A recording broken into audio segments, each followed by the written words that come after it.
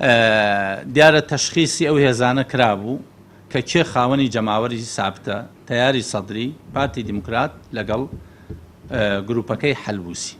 بەڵام گروپەکەی حەلبوسی لەو کاتا سونەکان بوو بوونە دوو بەشەوە، بۆیە فشارێکی زۆر کرا لەسەر خەمیس خەنجەر کە ملیارێک و 200 ملیۆنی لە کۆمەڵە بنووکی دووبەیە هەبوو، تەجبیدیان کرد بەو مەرجە ئیطلاقی ئەو پارەیەکەن کە لەگەڵ حەلبوسیا لە یەک گروپا ڕێکپێوێ. یعنی هەر لە بیدایەتەوە ئەم سێ گروپیان لە چوارچێوەیەکە ڕێکخست کە جەماوەریان سابتە. ئەوانی دیکە هەموو هێزەکانی دەرەوەی ئەم سێ هێزە هیچیان جەماوەریان سابت نییە. یەکەم هەنگاو کە هینیان کرد مەسەن پارتی دیموکراتی کوردستان 7 جار سەردانی تەیاری سەدریان کردو لەگەڵ هەیئەی سیاسیانە دانیشتبوون.